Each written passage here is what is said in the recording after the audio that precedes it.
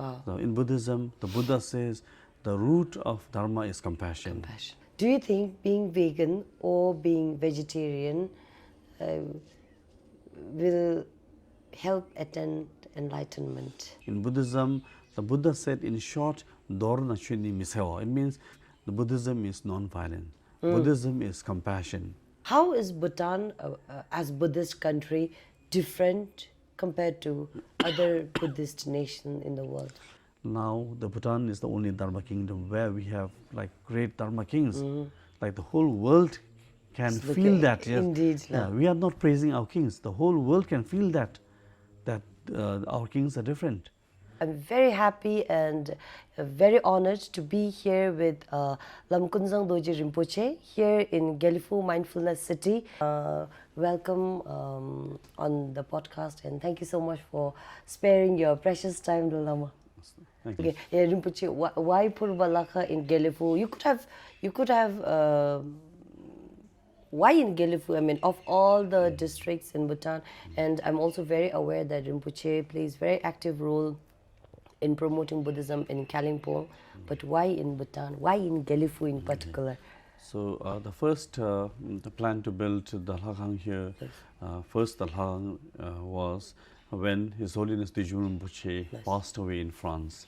And we are all here. My late father was here, and many of the Dijum Rinpoche was gathered here. And during that time, Chebje Dijum Rinpoche passed away in France, and then many of the students, Chindas and the students, were all very sad that Rinpoche, such a high Guru Rinpoche in person, human, Dijum Rinpoche, a guru of all the gurus, had just passed away. And then in Bhutan, that during that time, there were only few Komchin Datsangs who were following Dijum Rinpoche's tradition. They were small Datsangs. And so all the Jindas came, and then they wanted to build a proper Dalhagang here in Gelifu. And then, so even they talked that they would even ask Jameng Khensa Rinpoche to be the head, lead the Komba, and then the Vajra master would be my father. And then some Jindas came out with ideas that some had brick factory, some had cement factory, some would donate cement, some would donate bricks, and then there were a lot of, some would even want to offer the Nangdin, Kusung, for the statues and all. And then that's how, I mean, they had this plan to build. But after that, again, after a few years, and maybe people forgot, or I don't know, so no one came forward except for Daksha Wangdi came forward and said he had promised to offer the land, 2 acres of land to build. And then, so with this thing, and he was the only one who, I mean, promised and never went back, and stick to stick to his promise. And then later in Gelifu, then there was a lot of problem between. Then we had the problem in the south, and then so the construction we were not able to start. And then later, my father passed away, and then the Jinda Wangdi still wanted to offer it to me, and that's how we started first planned. And I feel it's very important because the Dijum Rinpoche passed away, and during that time, all the Jindas, all the students had the wish to build. So that was how, I mean, it started. Idea started. And then the Vajrakilaya, the Purbalaka. So yes, because since we follow Dijum Rinpoche's lineage mainly, and Dijum Rinpoche and the Dijum Lingpa, previous Dijum Lingpa, in their text, in the Dharma, so they have very much advanced Purba practice. Purba practice. And the second Dijum Rinpoche also, so his main activity, if we see in his autobiographies, main activity he did was through the Purba practice. Purba pujas he attended, the Purba Drupshins. And that because Guru Rinpoche, so in Nyingma there is the Kaji practice, and from Kaji, Purba is one of that. And Purba Guru Rinpoche says that in the degenerate time, Yes. that he says that Pachan Dorjee Shunu Matongpa Hajin Dupcha Lamdu Dwarka, only Vajrakilaya, Pachan Dorjee Shunu Purba. Otherwise, if you practice other wisdom deities, Lamdu Dwarka means it's going to be difficult. You are going to face a lot of obstacles. And then, and Guru Rinpoche says people should practice Vajrakilaya in the degenerate time. If they have their own like karmic connection with other wisdom deity, it's fine. But still, they should practice Vajrakilaya Purba as the protector. Wow. So Guru Rinpoche emphasizes Purba very much. And if you look at Guru Rinpoche's Namthara also autobiography, Guru Rinpoche practiced first Yanda Heruka, but he had an obstacle, and then he practiced Vajrakilaya to clear the obstacle. Then that's how he, attained the enlightenment. And though Guru Rinpoche is actually the Buddha Amitabha himself, but again he came to the world to show that we have to practice, and that's how you attain enlightenment. Yes. And then Guru Rinpoche's best disciple, if you look at Asia Soji also, she practiced, Guru Rinpoche gave her teaching on Vajrakilaya, and then she went to Sengezong and then practiced Vajrakilaya, Purba, and attained enlightenment. So, and then not only that, Guru Rinpoche says that we have to build Vajrakilaya temple in the borders, and especially places where they have conflicts. So for the world peace. So so when we started, the Gelifu was not very peaceful, and then we had a lot of problem, and then later with the border also, there was a lot of problem. And then every day before we started, then every day there was curfew. Indeed, So with all this reason to bring peace in Bhutan especially, and then in the border and the world peace, so we thought that we should build the Vajrakilaya temple. By the way, the temple is the thing faces down south, right? Yes. So that when we built this temple, I asked His Holiness Jare Rinpoche. So Jare Rinpoche was in Nepal, and then I met him. He's one of my main Savya Lama, one of my root guru. And I told him I'm going to build this Vajrakilaya, and then Guru Rinpoche. Then he says Sharlo Tsam, he says, to face southeast. He says that. And then another interesting what Rinpoche said was, I said I'm going to build a Guru Rinpoche statue, and Rinpoche said you should build Guru Rinpoche with the 5 dakini. Normally we see only 2 dakini. Guru Rinpoche has Mendarao in the right and Asia Soji. So Jare Rinpoche told me to make 5 statues. And then we have now put Menmata Shihud in the front, she was from Bhutan, and then we have Shacha Devi from Nepal and the Kalasiddha from India. So then there's 2 Indian princes from India, and then 1 from Bhutan and 1 from Tibet. And then there's the 5 Dakini. I think this is the first monastery to have this 5 Dakini also. That's very special, very unique. I would recommend the viewers here to actually take time when you come in Gelifu to visit Pema Yadling Monastery and see the statues, see the temple inside yourself. It's quite profound, and the energy is quite, I was almost saying scary, but the energy is quite intense inside. You all should definitely visit. And thank you so much for building the Purbalaka for the benefits of all sentient beings at the foothills here. So besides Rinpoche's noble deeds, one of the most mindful activity in our time, and I think this is the most mindful activity that will go beyond our times, even beyond our grandchildren's time, is Rinpoche founding this very noble initiative called Jangsa Animal Saving Trust, which has been prevalent for almost 2 decades now.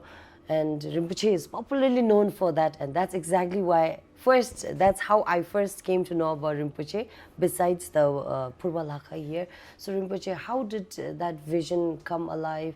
Where did it happen, and how did you actually, what encouraged you, or what inspired you to kickstart with such a noble initiative? So I think about this Jangsa Animal Saving Trust, so we started first from Kalimpong. So and then so first it was during 2000 year, and during the Nepali Dasai. So during that time, then there was Tamang, and he was his son was working as a butcher in Kalimpong in the slaughterhouse, and the father was the one who was bringing animal from other places to Kalimpong. So that time he had bought 10 bulls from Dode Tangta, which is Bhutan and border to Bhutan, and then they had brought 10 animals, and then 5 of them was already slaughtered. And then the 5 of the animals escaped from the slaughterhouse. And the slaughterhouse in a monastery is about 1 mile. And later when we went to the slaughterhouse, even the people working, the butchers, they don't understand how the animals escaped from there. Yes. Wow. So the animals had come from this place, and they came to a monastery. Our monastery is right in the middle of the town actually. We are surrounded by a lot of houses, and even for some Buddhist people, if they want to come to meet us, it's difficult for them to find. We have to give direction, so these animals, they had come, and then during that time we were making a gate. We are making a proper entrance gate, and we had just done the gate, and the animals had come, and then the small entrance were open, so they all came inside and went around the monastery. Wow. And one round monastery, and near my residence, and then they had stayed there. And we had 3 soldiers, Kusum, Queen Mother's bodyguard. They stayed in a monastery for 2 years. The Queen Mother asked them to stay there because we are having some problem, because the local people were coming and using drugs, and they felt it was a safe haven for them. And for that reason, they were there to guard the gate and close the door. And then we were even trying to grow a lot of flowers. And then the soldiers, they thought that the bulls are going to eat the plants, and I might be disappointed. So they drove the bulls out, and then quite far actually. And the local boys, they came out, they saw, and some took their belts and then threw stones. It was driven quite far, but I didn't know. Because I was on a telephone call, someone from Bhutan had called me, and I just heard a huge bang that some gari, some truck hit a gate. And then later after that I forgot, but I could hear people again making a lot of noise. So when I went finally outside, what had happened was these bulls had come, and they're huge bulls because they are from the Bhutan and Sikkim border. And then they tried to get inside from the small entrance. And no, they had come once, and then they were driven back, and then again they came second time. They were driven back again, and then when I went, it was the 3rd time. The small entrance was also closed that time. But I could hear people making noise. When I opened the gate, I was very shocked to see there was 5 bulls again wanting to come in, and they looked very nervous. And I asked the people where these bulls coming from, and they said it's from the slaughterhouse. I was very shocked. So I thought that these animals are not being able to talk. Actually, they are saying like, please give us protection. Protection. So then there was our Lama Kunzang's wife. So I told them to come, please, now we have to buy, please help me to negotiate. And then there's a Sikkim lady, we call her Sombaryama. She also, I told her and her husband to come and then talk, help me to negotiate. And that time that man, he was a Tamang, and he said that it's not mine, it belongs to my son. After some time he came and he said that it belongs to him, and then it's going to cost you a lot of money. And that was, he said almost 80,000 something. So, and then we said that we are going to buy anyhow. And then we said that we have to, first he said he has to take back. He was not willing to sell. And then we said, now since they have come for protection, your work is to get money. So we are going to give you money, and then, so if you could give this animal to us, then it's very good meritorious for you. You get money and you get merit. And this is a very good chance for you. So, and then some of our friends helped us to negotiate, and later it came to 45,000. And I had asked my monks to come and give them water, I think, but they are not drinking water. And then they had to take it back because he need to ask permission to his son and this and that.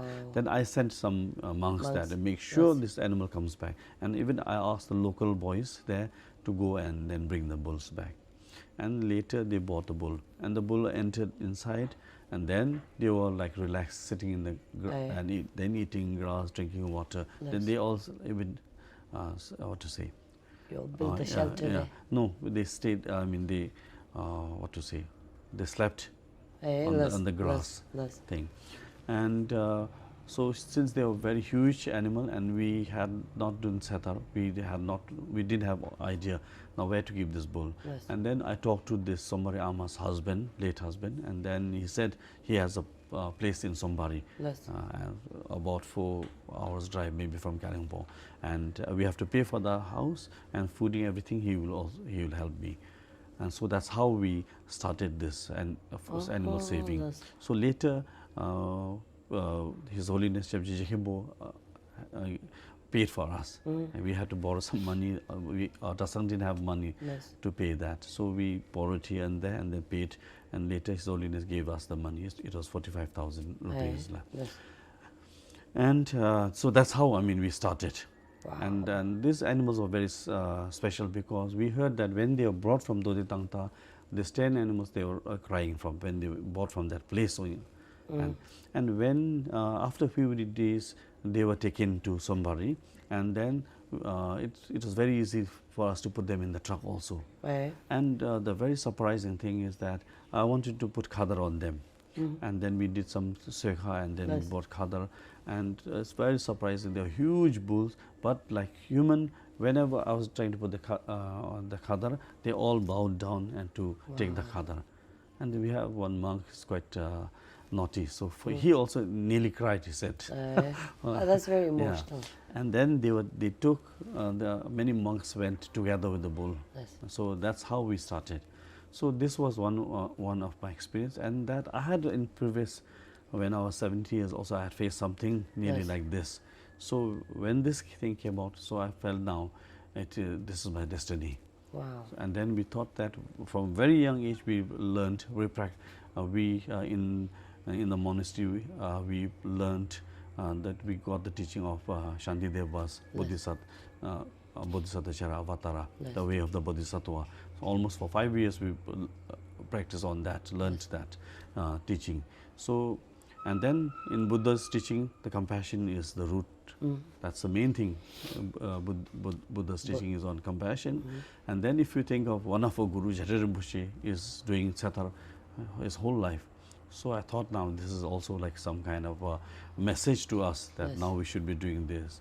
And then it came, okay, now I'm going to do the animal saving, or instead building halgangs and doing this and that. So that time I thought that if you build halgang, then this is my halgang, your halgang, this, and we are Nyingma, this is Kaju, this is, and then so many things. So if I do animal, it's all about compassion, and then there's no religion, there's no, what to say, it's all kindness. Indeed. So I thought, now this is what I'm going to do now. Wow. So that's how I started. And then I went to Thimphu, and then we the main office is in Thimphu. Yes, we started do some animal saving in Thimphu, and then I told His Holiness Chebji Jekimbo that this is what I want. And His Jekimbo said, okay, let's go to Mongar. I'm going for Sipachi Day. And then let's go to Mongar. Then we can start in Eastern Bhutan also. So in Eastern Bhutan, we did with the Jekimbo conducted Sipachi Day. And one good thing is His Holiness one day told me that he had a very good dream. A very good dream. So I think your setar is going to be very successful. So this is how we started the setar Jangsa. Wow, it's a long journey, and I think it's the most successful so far. Yes, so it's I think in Bhutan we are the first NGO on saving animals. And in between, that's how the vegetarianism was, I think, promoted and advocated intensely. So yes, so for myself, from very young age, I was almost vegetarian. I was going to ask that, were you born vegetarian? No, I was not born vegetarian. But when I was studying in school, I studied in St. Augustine School till class 5 in Kalimpong. So that time, when we were class 4, I think so, we had to walk, 3, 4, we had to walk from our house to the school. And then during that time, they used to bring pigs from Siliguri or somewhere from the plain side, and there would be a line of pig, a lot of pigs. They would walk the pigs to Kalimpong. So on the way we could see drops of blood for almost kilometers that they would be dropped. So looking at that, I don't know. I'm still very small, so I don't know how to react. But maybe I have not practiced our compassion, but it felt me very uncomfortable to eat meat. So we had my father had some friends who were Tibetan. We used to go to eat food from time to time, and then I used to only eat the cover of the momo, not inside. So then even the Tibetan, my father's friend, said, "Oh, I think he's going to be suitable to become a monk." Wow. So I used to eat very less meat. And somehow I felt joining the monastery, I felt that somehow it's not. I felt very uncomfortable. I felt this is always wrong. A Buddhist eating meat was always wrong. This is how we felt. I used to feel. And then later I met Jari Rinpoche, and then even took a vow from Jari Rinpoche, and then Jari Rinpoche said something to me that I said, "From today you are Buddha Shakyamuni and Guru Rinpoche's student," and he put a statue on my head giving this vow. So, but after we started the Jangsa, and then we are promoting actually thing, but we don't forcefully tell people to become vegetarian. Indeed. So because people become non-veg or veg, we don't judge, we don't criticize. But when we conduct we did the Shivilamtin, the path of peace, that time we gave options. Because if you want to be vegetarian, we are going to give vegetarian vow. And then we made it very easy. So there is vow to be vegetarian. Yes. So Damcha. And then we even made it very, easy for them, that they can do for 3 years, they can do in Dizang Namgang, they can be a vegetarian, and if they are sick also, I mean, they can, we made it quite flexible for them, that they don't have the guilt, and it's going to be difficult, or that they would get scared of that. So we made very quite easy, flexible. No? Yes. That's really interesting. And in between, recently, because I've been here, I was told there are so many experts from abroad who's also teaching the monks here to be vegan, to cook vegan food, food. So we came with this vegan food is when we did the Shivilamtin, the path of peace all around in Songkha, and it went very well, because our package was like we are doing about 3 hours, but sometimes actually we said 3 hours, but it was 5 hours. And and then I'm not surprised. And then and we are talking about. I was the one who was talking about the spiritual way about animal saving and all. And Punsaraptin was the one who did the scientific presentation, and we had Serin Dorjee to sing and do some theatre, and we showed even what is that? The footages. Footage. Earthlings, Earthlings. Oh, that's very powerful. But we showed very 6 minutes to 10 minutes, and that also relevant to Bhutan. So not all. And then we even we were very careful to tell if there's a heart patient or if there's children, they should leave this and that. So we were very careful, and the whole package came somehow. I mean, it went very well. That everyone wanted to take the vegetarian vow. Wow. So, but still one thing was missing in us. We asked we encouraged them to be vegetarian, but we didn't have any knowledge of nutrition. And now if they become vegetarian, they should eat this and that. And later it was quite difficult for us, because most of the vegetarian were girls. And then we saw that they were eating more emadasi, and then potato, coca, and not much vegetable. So I think that made them a little bit not healthy. So then we are trying to bring some American expert also to talk about nutrition and this and that. And then later in Gelepu, so what we thought is, many of our friends, our Jinda, like Lopen Tarbala and Jinda Jilsen Babu, Ugin Rakten, our friend, many of them who we know and were close, and some we are not close, but we heard they died of cancer. And even in Thimphu, most of the cancer is colon cancer, stomach cancer, and that is because of eating Sikkim, Shakam, and all this thing. And so that's so we thought that being staying in the monastery, and we are practicing Mahayana, and then again Vajrayana, which is something very much to do with Bodhichitta actually. The Tantra Vajrayana says that in Mahayana, Bodhichitta, the great compassion, is very important. In the Tantra, it's more important actually. So we have to really think of our people also, not only for ourselves. And then, so what can we do? And we even thought maybe it's our diet, and though we are vegetarian, but maybe the food style, what we eat, I think this is going to lead us to also get cancer and die. Nutrition. Yeah. So then I thought now we should, I thought of 5 mindful things. The first is that to promote vegetarian, to promote more on vegetarian and thing. And second is just being vegetarian is not enough. So you need to know about the nutrition, about the plant-based diet, and then organic. So I thought that organic is important, and then how to, eat the plant-based diet, and that also how to balance it. So second, that is the second mindfulness, and the third is exercise. So that we already started. I think it's after the COVID we started the prostration. Every evening. Every evening. So first we started with 70 prostration. Doing this Dorjee Rinpoche's short gondro, it's just only 1 page. And then we do the prostration and follow Dorjee Rinpoche's voice and do the prostration 70 times. And then now we are increased, we are doing a little bit more than 100. So so in the religious way, people could do cha also, and then could do kora, circumambulate the temple. And then Dorjee Rinpoche has made a basketball court. Then there's monks and local people. Everyone is welcome. They can come and play basketball or badminton. So this is the third activity, mindful. And the fourth, I thought that we should do meditation, like the Anapanasati, the yoga of breathing, Lungi Nerjur.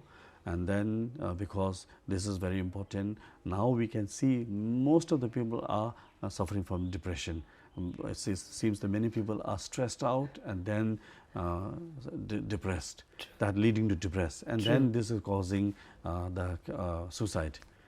So after you have, if you have really severe depression, it seems that there is no medicine. If you go to a Nangpit Dumso, then they'll give you lungmen or this and that, which is only very temporary. And I don't know how much it works if it's a real depression. Then the other doctors, if you go to hospital, then I think they will give you some drug. And I don't think it's also a cure. It's just a temporary thing. And so I thought the prevention is better than the cure. So we need to do this. So that's why. So I thought of introducing this breathing thing. So if we do this practice, and then what will happen is, then why? Because it says that all this stress and all this anxiety and leading to depression comes from too much thinking.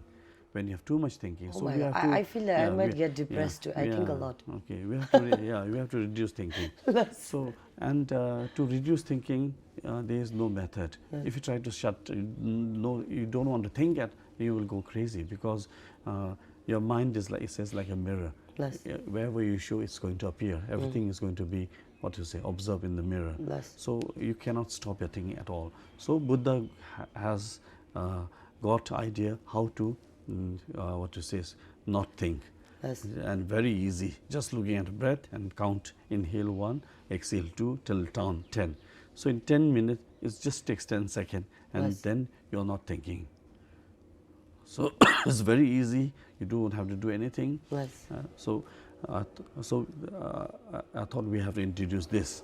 And then like the 4 immeasurable teaching for compassion, so to calm down also and to generate compassion. So the 4th plan is to do meditation, and we have so many mantras also. Actually we are not using these mantras. Like there is a mantra for the eyes. Like my father used to say, Dorjee Rinpoche used to recite this mantra, and when he was very old, he wrote many books, gave so many empowerments, but still his eyes was very good because of this mantra. This is Guru Rinpoche's Dharma and then Yes. Dorjee Rinpoche had made it a short practice, Yes. and praying to Chenrezig and doing a special mantra to cure all kind of disease. Wow, for the that's eyes, beautiful. So Never there's, heard of it. and then there's the Dorjee Kotap and so many mantras. Dorjee Kotap, So yes. so we have to really use this. So this fourth is this meditation and the mantra. Yes. And the fifth, I think, fifth is that mindful is that, so it's like holiday actually, fifth is. Yes. Little bit entertainment and then animal saving. So here in Gelifu we can buy fish from the fish farms, Yes. and people can just pay 100, 200, they don't have to put a lot of money, and we can buy fish and go to, there's many rivers, Maukola, and then there's other places where it's very nice, and have a small picnic, then cook our vegetarian vegan food, Right. and then do some prayer and then release the fish, and then we can have some picnic, entertainment, and some monks and the people can go and swim. So I think it's a very good time where you do some prayer, you save life, and then again, then you have some entertainment that it becomes rejoice. Indeed. Yeah, so I Indeed. think, so this is the 5 mindful plans. Wow. And now, this year, we are very happy that we have been able to do all this together in this month. Yes. Wow, that's like mindfulness in action.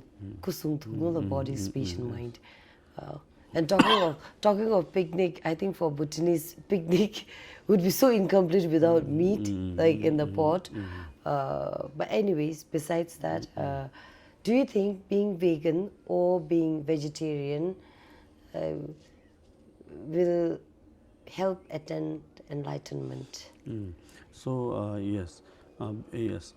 Dorjee Rinpoche, our guru, says that just being vegetarian, you have accomplished the half of the Dharma. Like 50% of the Dharma is accomplished just being vegetarian, he says. Now, if you have been vegan, then you are, it's more, 80% perhaps. 70% is going to come. Yes. Thing. But you cannot attain enlightenment because just being vegan or vegetarian, because for pure complete enlightenment, you need to practice.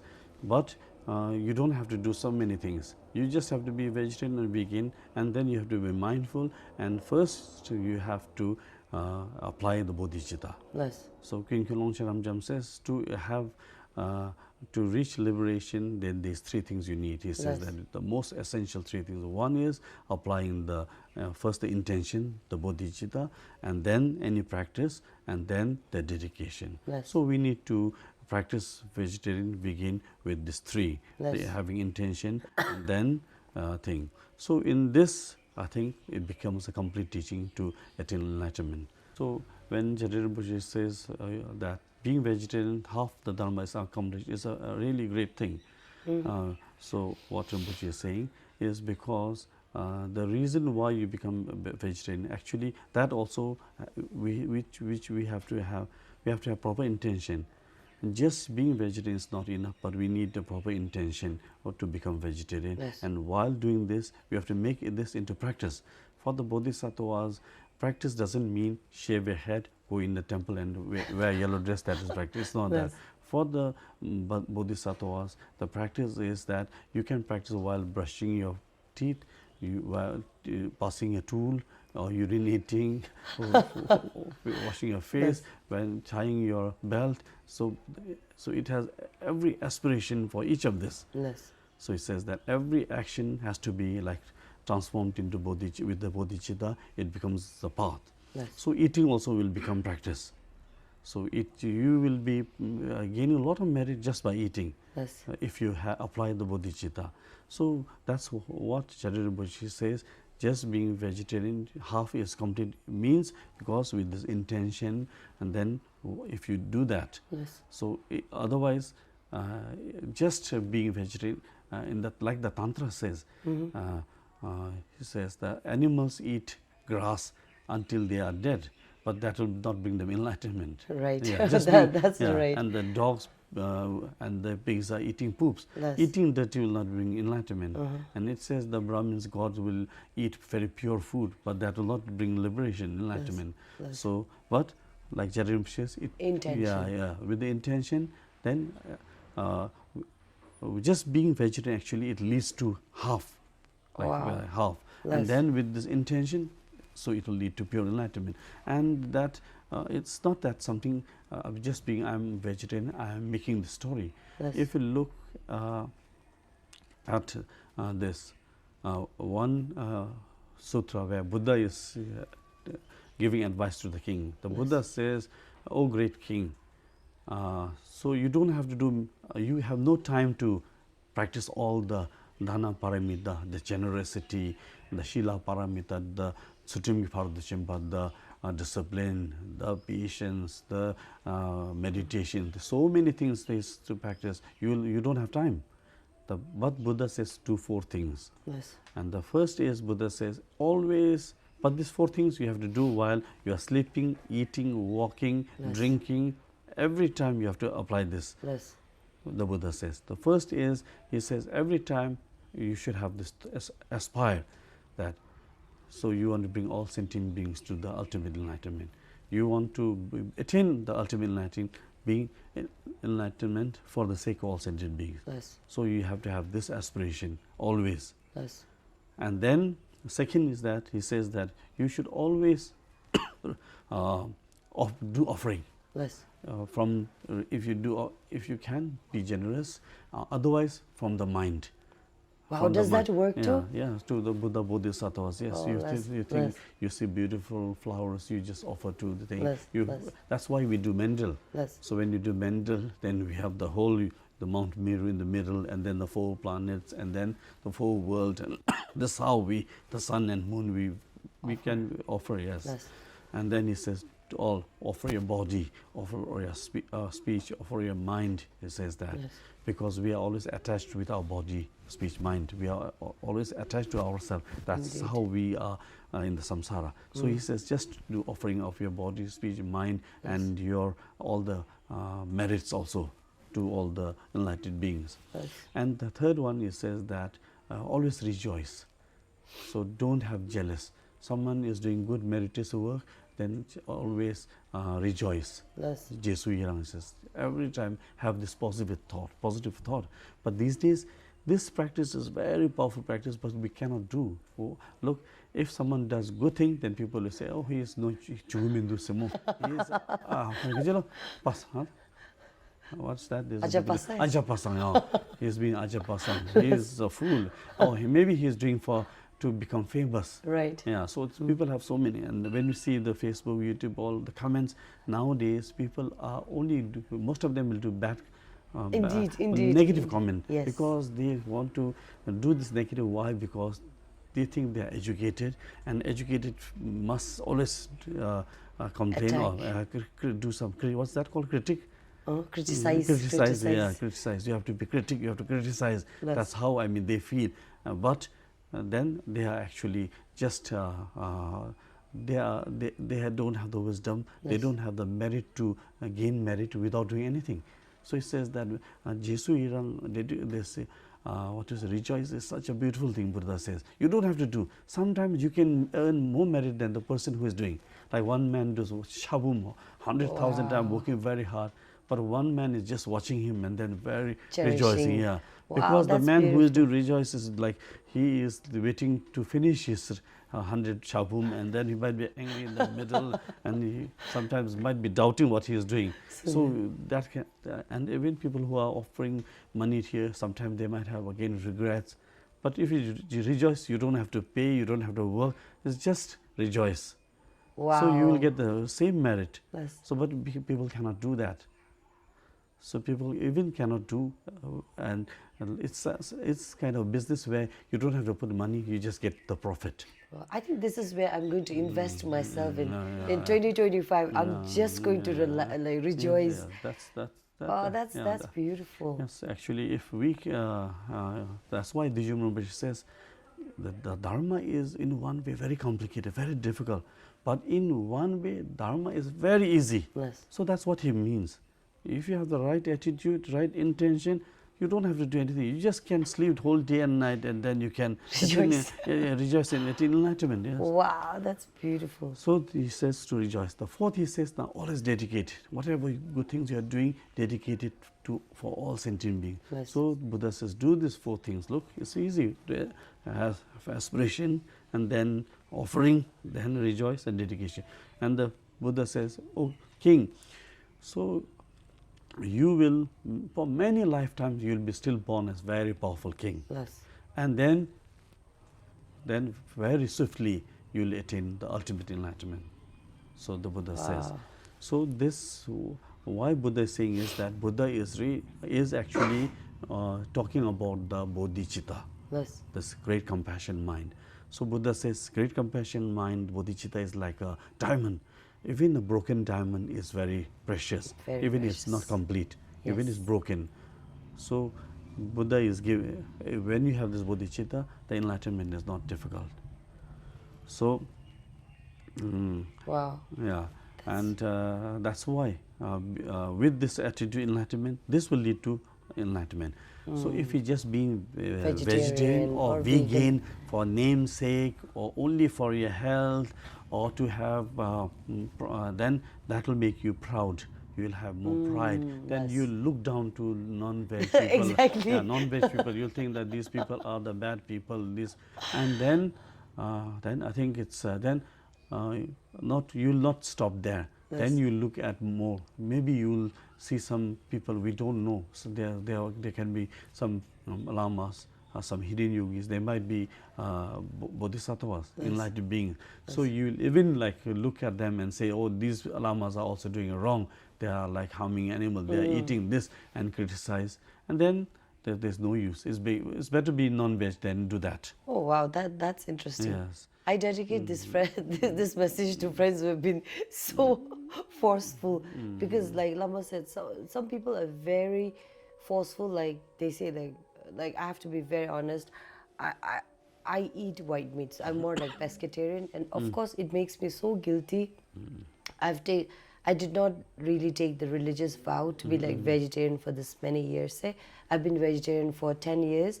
Then I started to eat again because I was sick. Then again, I don't eat some meat. Is that considerable, or do you still think like, oh, it seems like I don't have bodhicitta at all? I do feel guilty, but it's like... Having bodhicitta is that, it's not that, there is nothing that where bodhicitta cannot, bodhicitta can be like the gold, it can be covered by dust. Yes. It can be, wrapped by silk, a rag, whatever, But inside the bodhicitta will be always remain bodhicitta. So it's because you don't attain enlightenment in a second. People will have defilements. Yes. People have mistakes. People Yes. will have their own problems. So, but for you, I think you're already mindful in one way. So that is, I think, for a start, is very good. Yes. But Yes. what is missing is that even for us, being vegetarian, then to think of vegan, we thought it's very impossible. Next level. It's very difficult. It's very extreme, and it's going to be. But I think when we now started here, it is not like that. And then the important thing is we need to know about the nutrition, Yes. the plant-based diet, how we should eat. And then our friends coming from India, so they are very experienced. And then now they have, one of them is a chef, and who trained in Bombay, and then went to Amsterdam. Yes. And learned about the chef. And then he has worked in many places about how to cook vegan food. Now when our monks have learned this in this 1 month, they have learned a lot.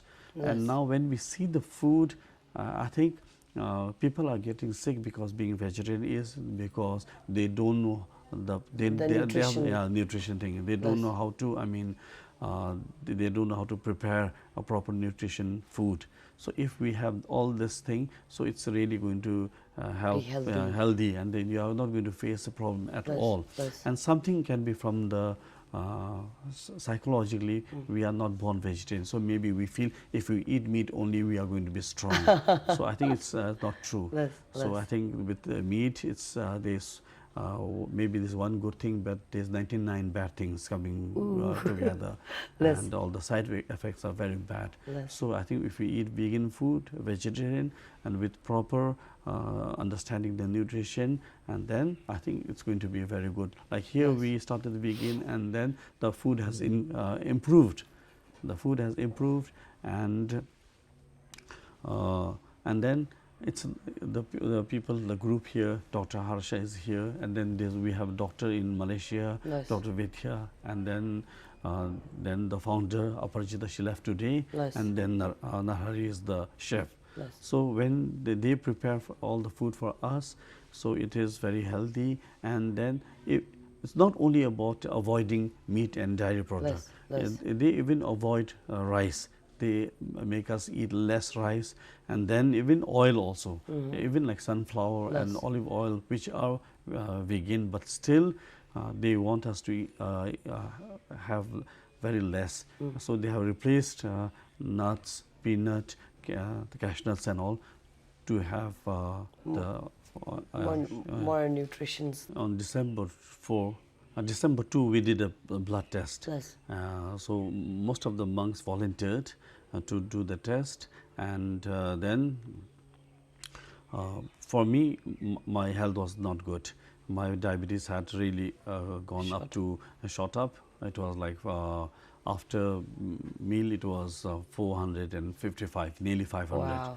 And so it is not good. Most of the monks, even the two of the young monks who had pressure, so most of them are suffering from blood pressure, even the young ones. So because we are vegetarian, but still we eat a lot of cheese, and then they put a lot of chili, and butter. Then for chili, the bad thing is that you have to use a lot of butter, and you have to use a lot of salt, which makes the food very unhealthy. And then, so if this kind of test is done in all monasteries, I'm sure they might have worse, where they are non-veg, and then I'm sure their health is not good at all. And then after starting the vegan from 4, and one of the Lama, his sugar level is very high, and even his the sugar has affected his eyes, and even his retina is gone. Like one time he even became blind. We had to take him to Siliguri and have shots, and it's a little bit better, but still he can't see. So he has been having food here with us, and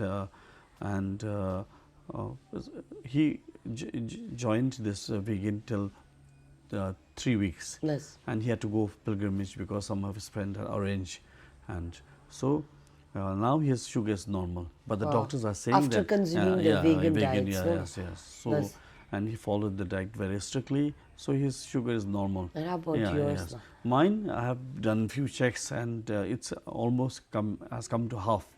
Wow, so, that's quite. The last test I did was 3-4 bags back. The sugar was like 200 and something.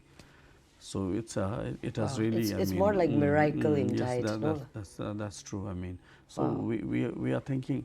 I thought that if we had started 10 years before this vegan diet, I would not have diabetes. Lama Kunzang would have not diabetes, and most of the monks who are sick with the blood pressure, they wouldn't have had this. And even now the food is very delicious, and then there is no salt also, very less salt. And the monks are now trained to make first from soy milk to soy milk. They know how to make tofu, paneer, and then even they are making cheese, and they can make very good embody. That is the white mushroom. I don't know what's that called. That is quite popular. They have this white mushroom. I can't eat it, but when they make with this sofa, it's very tasty. For me also, I feel very tasty. Wow. So for me, I feel that this is a blessing for us. Like we have been doing saving lives from 2000 till now, and now when this happens for us, we think that this is a blessing, because this is the fruit of what we did till now with pure intention to save animal and to It's complementing Yes. each other, Yes, the that's initiative true. and Really, what's that's true. happening Yes, here. that's true. Wow. So when we thought of doing when we started Jangsa, the one important thing is that we didn't think, of course, no one is going to save every animal. That's impossible. The richest man also cannot do it. It's impossible. But what I thought was, this was some kind of practical. We can't talk about compassion, bodhicitta, and do nothing. So we have to do some practical also. So I thought this was some kind of skillful method to save life, and then with this pure intention, and our main aim is that to make everyone aware that our community, that compassion is very important. Wow. So in Buddhism, the Buddha says the root of Dharma is compassion. Yeah, he says that. And then the cause of enlightenment is bodhicitta, Buddha says. So to have enlightenment, to benefit sentient beings, you have to have bodhicitta. But to have bodhicitta born in you, you need to practice in compassion.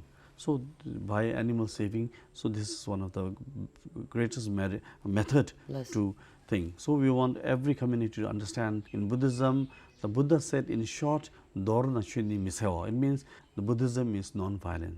Buddhism is compassion.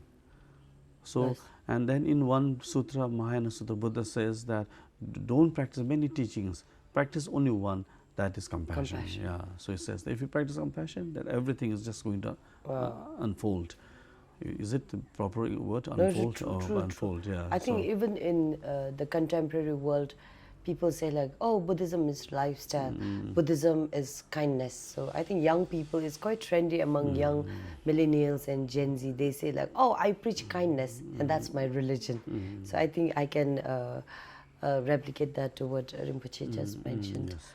Wow, what a powerful talk. And also we were talking about kindness, Buddhism, and now let's talk about Bhutan. Like Bhutan is popularly is known to be Chedingi Gyakab, like the Buddhist country.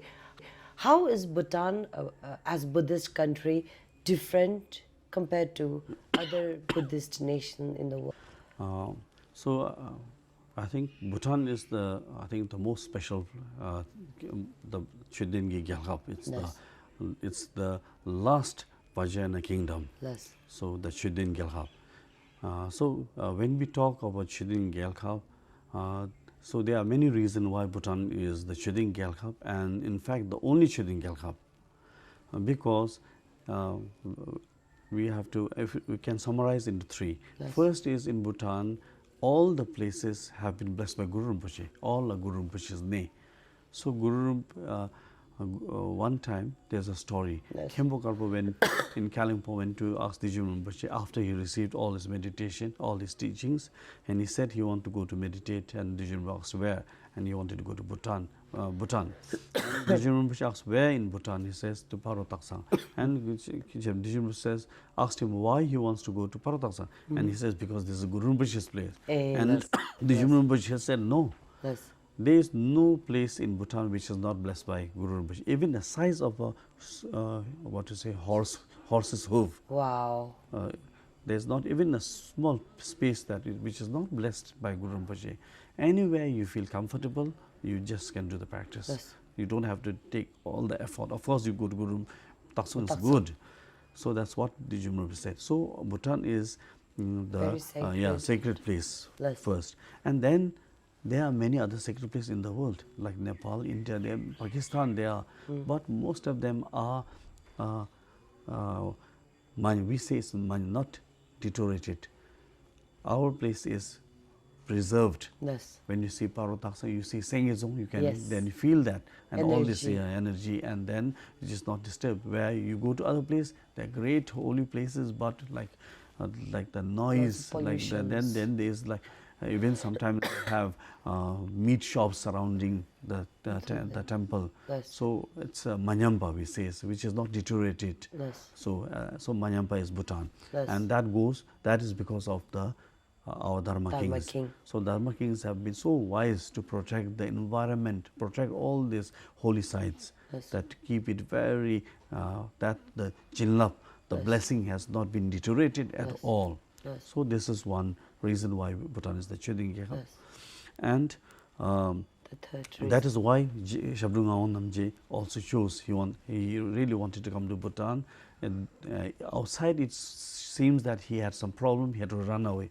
But inside he had prediction from Guru Rinpoche, from his Guru, from the Sangpajare, and from the Mahakala. Yes. So that was one of the main reason. Yes. That all this incident, all this kin were only some kind of, some good actually, though it looked very bad, but it was very good. And like king in Lamdujur means like bad circumstances leading to very good thing. Yes. So that's how he landed in Bhutan. And second is then we have because of Shabdung and many like Longchen Namjam and all, so Nyingma teaching, and we have the Kaju teaching. So among the many the 4 schools in Tibet, and then there's many again other branches. Tubjeshin Tachimbo gives like the 8 lineage. From that, Drupa Kaju and Nyingma are the Drupjigi Tempa. They are the holder of the meditation lineage. So these 2 we have. And we have many great lamas. Like the Jekembo, like Chebje Sonsa Khensa Rinpoche, and all these lamas. And but if you look at this, other countries have also the they have holy places, they have many Rinpoches also. But the third thing is very important. We have the dual system. We have the Chisa Zungdil, not Manyamba. So this is the reason why the Chisa Zungdil, where Dharma and politics are parallel, alliance, but not mixed. So this is something very important. Like that, this happened in King Trisong Desen's time. Guru Rinpoche ordered King Trisong Desen to uphold the Dharma law in Tibet. And it says, and later, after King Trisong Desen and his grandson later, then Lang Dharma's time, it was destroyed. So Sakya, after that, the Sakya ruled Tibet for 99 years.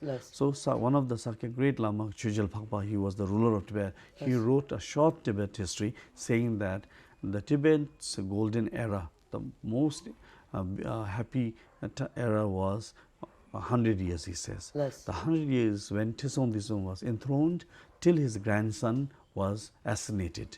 So when they calculate, it's 100 years. So he says this is the golden era. And then he goes on saying the reason is because the dual system was established. And the whole Kanju, Tenjuru were all translated that time, the major and the dual system was established. So because of that, so it's the golden era. So look, in Tibet also it didn't go very long. And then the Sakya ruled for 99, and that was also a very good, happy moment where the Kublai Khan offered Sakya Lama to rule, offered the whole Tibet. First he invaded and offered, but then he even told the Sakyas that if they wanted only Sakya, he would make whole Tibet Sakya. But the Kublai Khan said no, no. Dogen Shiji Pakpa disagreed that let everyone practice according to their wish.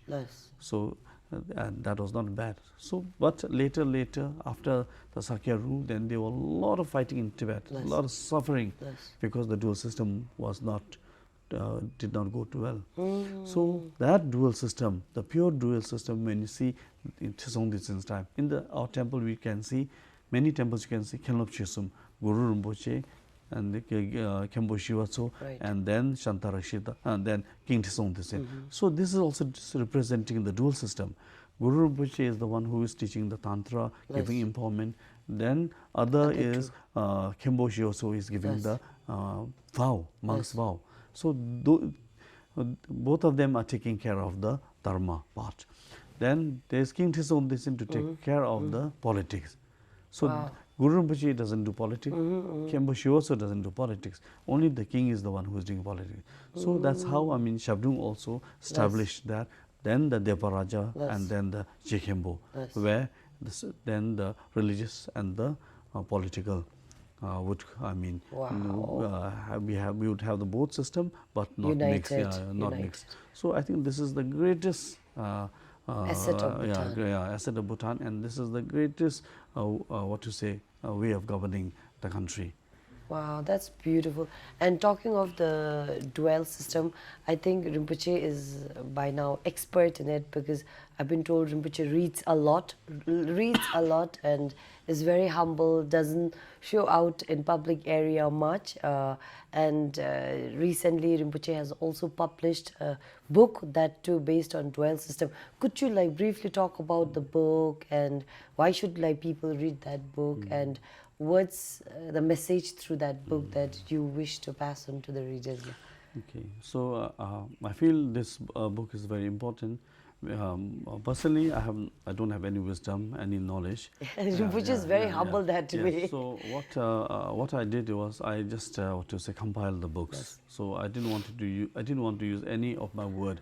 I just wanted to use all the wisdom word of the great ancient master, from Buddha, Guru Rinpoche, and all the enlightened beings, where the words have Jinla, blessing, and then this book is this is a book on research on the dual system, and it has 7 chapters, like the Chakravartin Raja has the 7 attributes. So we have the 7 chapters, and then we start first that how this dual system started actually. So where in which sutra Buddha said.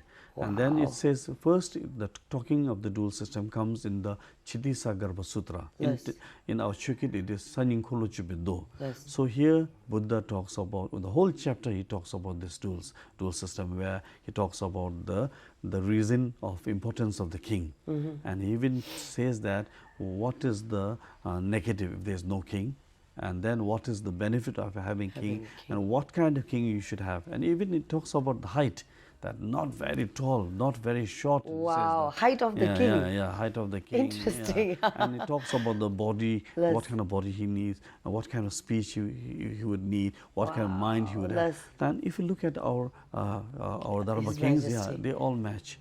Wow. So, and then if you look at the see to some countries where they have no good leader, then when you read the book, you can understand.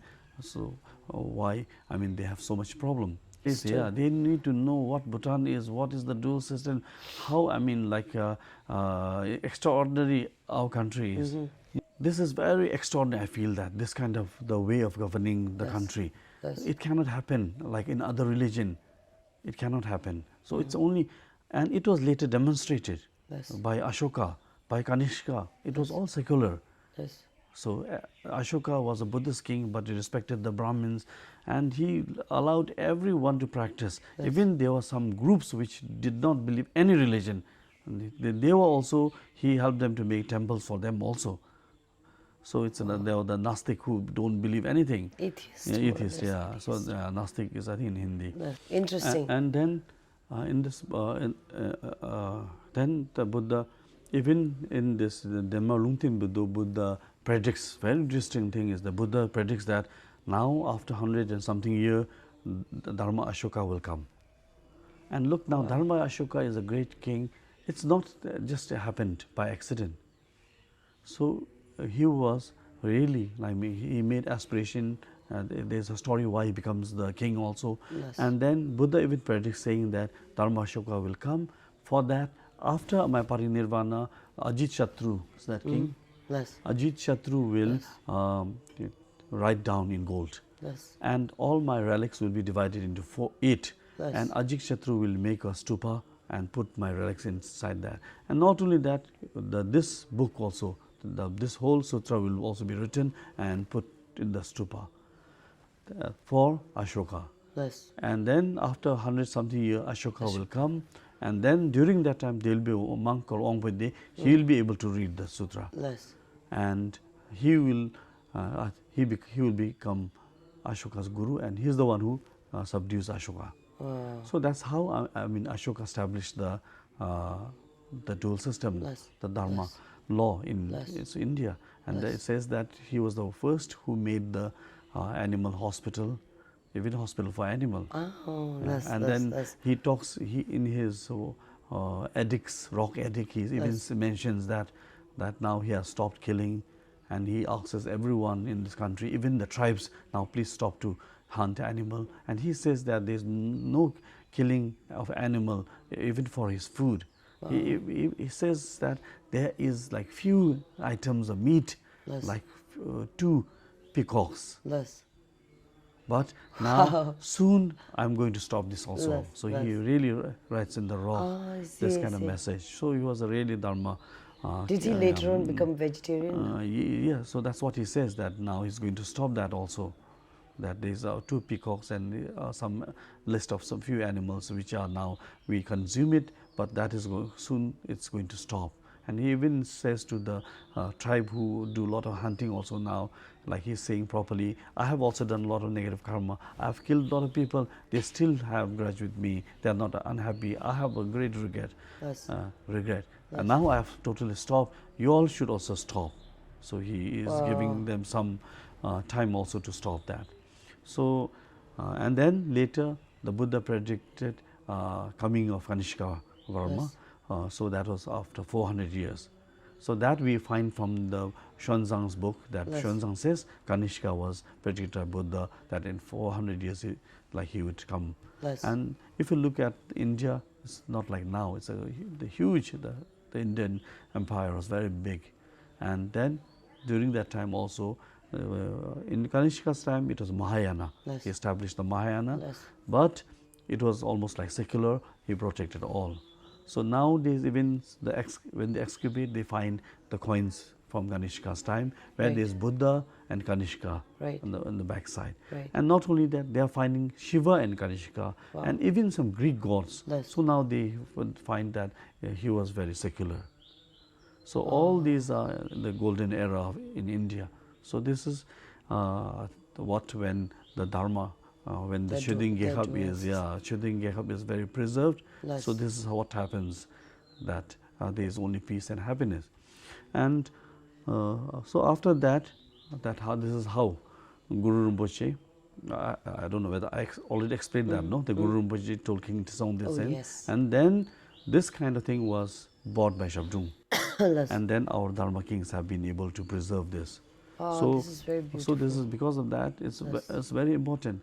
And in the book I have even mentioned the story of Kashmir and the story of Liul, Xinjiang. So the Buddha predicts both Liul and Xinjiang. Liul is Xinjiang and Kashmir. So in the sutra, if you see that, I think when the Buddha was there, Kashmir was just, people were not there in Kashmir actually. Yes, it says that there is a place called Kashmir Buddhist. It's very suitable to meditate, it says, a place. And I think people were not living there. So Buddha says to his student Ananda, you will have a student called Nima Gungpa. So he will go to Kashmir and he will establish Buddhism in Kashmir.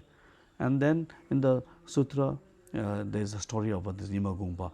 When Ananda is old, he tells this student that Buddha has given prediction that you will be born and you will take Buddhism to Kashmir. So, and then Nima Gungpa, after Ananda passes Mahaparinirvana, Nima Gungpa goes to Kashmir, and it says that no one is there in Kashmir. It's a very beautiful place. But then there is a very powerful Naga who is taking care of that land. And then the Lama says, stays in a meditation, and then he does a miracle and like shakes all that land. And the Naga is very disturbed and he wants to see who is doing this, and finds a monk there. And then he tries to attack, but he can't. He does a meditation on the love, that everything, whatever a weapon showered by the Naga becomes flower. And then later the Naga wants to know, what do you want? And he says, Buddha has said that Kashmir is very suitable for meditation. The weather is very suitable. So I need a land. Then he says, how much land do you need? Just Kiltung Ichapa means that only small piece where I can sit. The Naga say, no problem. Then suddenly the Dachumba becomes very huge. Many mountains are under him. And then the Naga has to give all, because he says he will give one Kiltung. And then, so Naga, and the Naga asks the Dachumba that how many monks will come? He says 500 Dachumba will come. And Naga says, if one is missing, I'm going to take back the land. And then the Lama says, just having monks is not enough, we need jindas, we need people who support us. And then he agrees that also. So that's how slowly people start inhabit that place, he says that. And then he talks about the Dashupas go to Madhripa, there's some kind of lake called Madhripa. They fly to the place and bring the Caesarea, the Dizang, the special plant that is bought from Madhripa, so, and then grown in Kashmir. So that is also one part of business. Wow. So it says that. These stories are quite unheard of. Yes. And then the Naga even has a question, how long Buddha's teaching will remain here in Kashmir? And then the Dachumba Nyimagungpa says 1,000 years. Yes. So look, so now I think it's already now, there's there's still a temple called Sun Temple.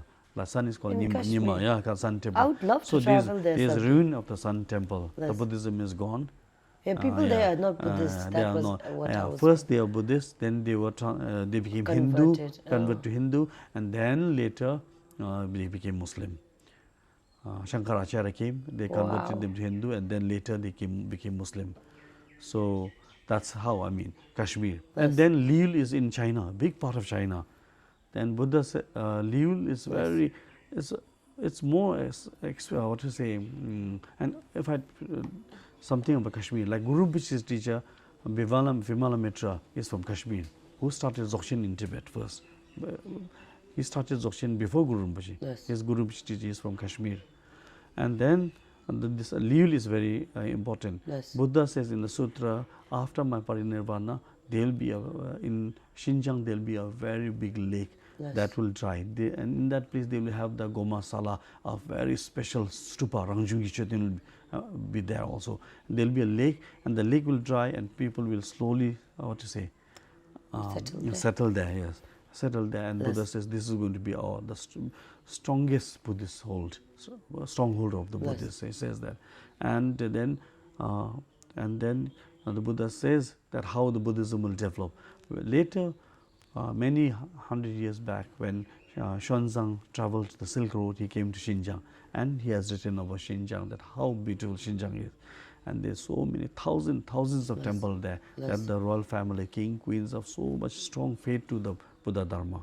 So as Buddha predicted Xinjiang, because I think the Xinjiang kings saw the prediction, and that Buddha's predicted that the Buddhism is going to come. So they got interested in Buddhism, and in the book it says the Buddhism lasted about 1,200 or something years in Xinjiang.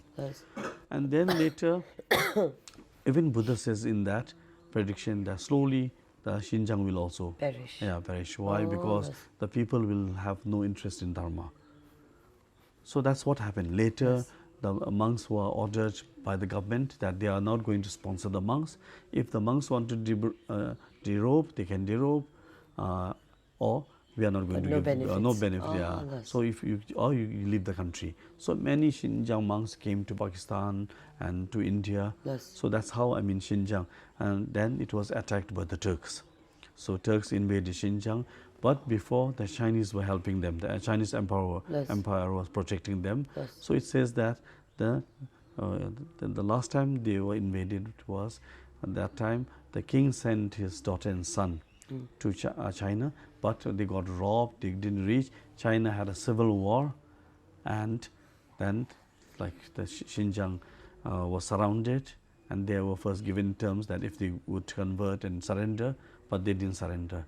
So if you read the book 1,000 Miles Without Cloud, it's a very beautiful book. It talks about this, about how, because she visited all this route where Xuanzang traveled, the Silk Route, and she talks about what Xuanzang wrote and what is in the present.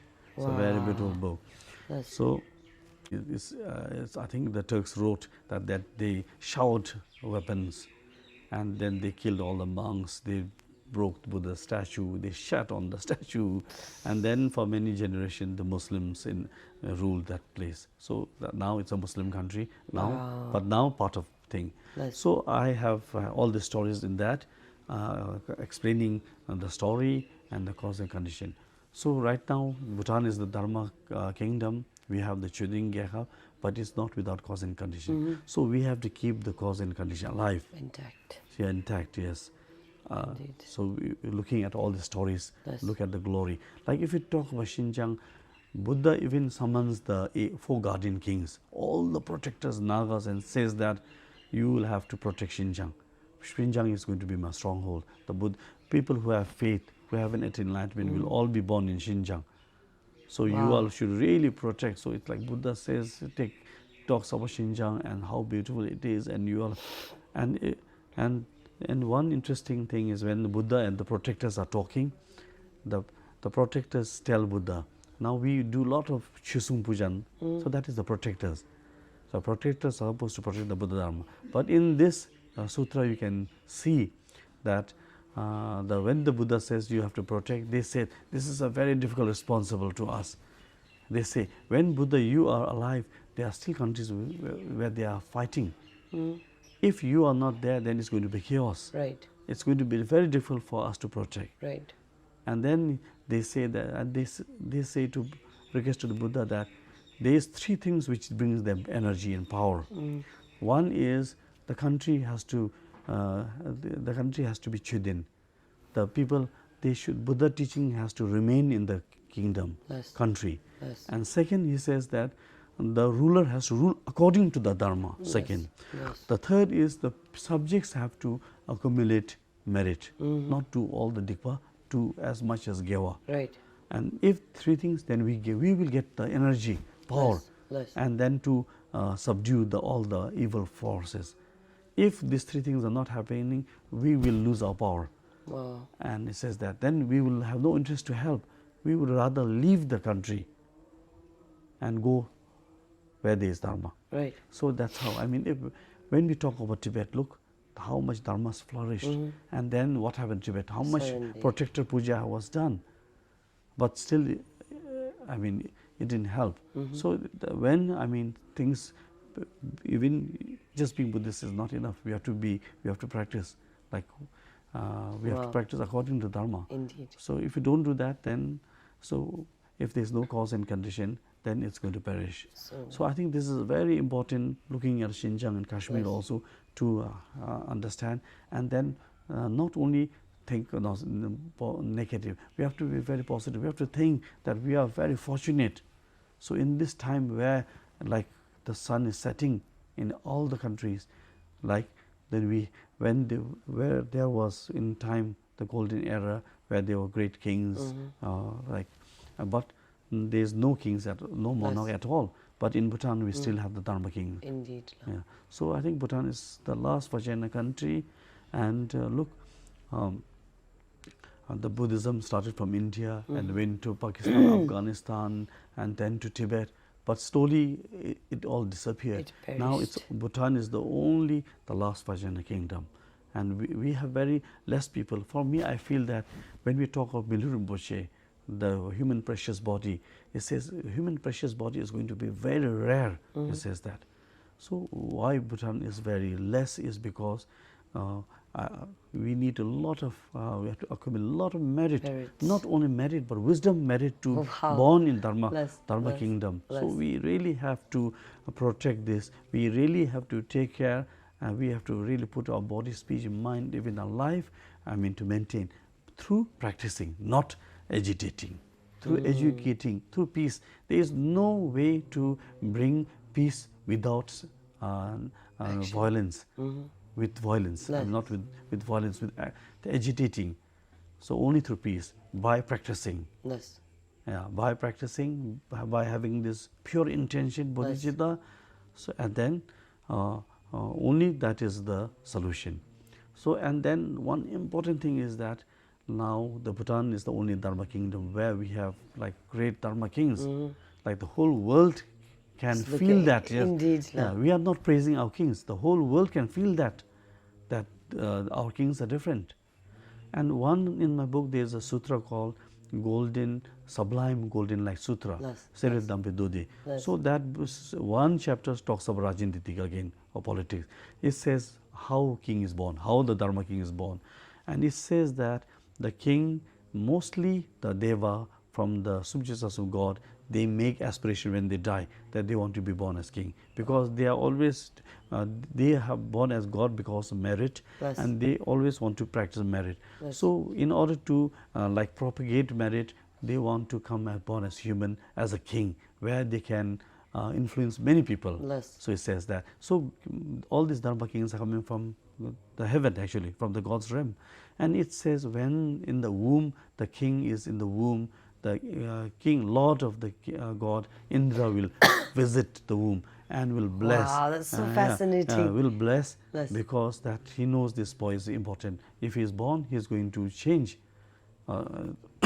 thing. So that's why it says that the king can be called Haise, because in the womb, the king Dharma, Indra is, Lord Indra is there to bless him.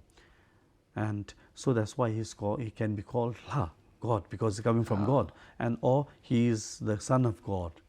And look now, if we look at the kings, our country is small, economics very small, our military, almost no military, very less. We have more monks than military. And if you look at the countries, but if you look our ruler, and if you look at His Majesty, and then especially when he wears the yellow dress, I mean, look at the Zijit, and it's like totally different. So you cannot compare to any leader. So this is because they are coming from, blessed by the gods. Indeed.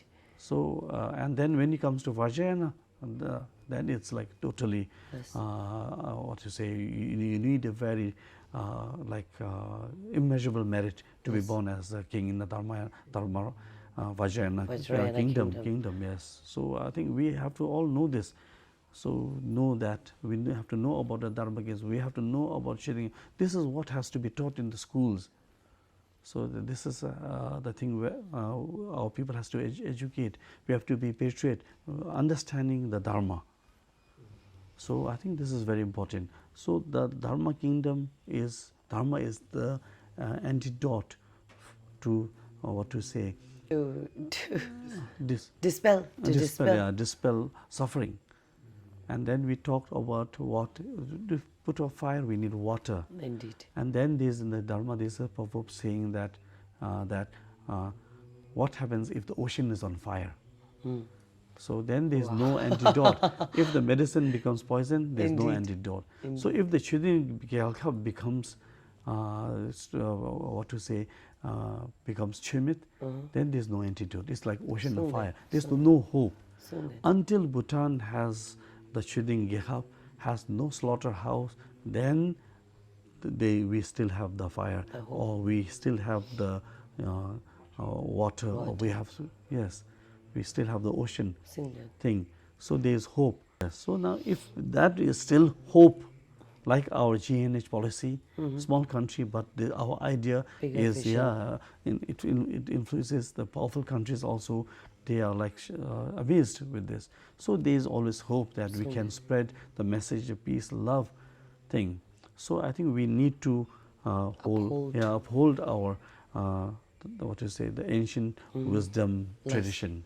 So this is very important. We have to really, what to say, work hard, work hard. Yes, and then then I really feel that we have to have this,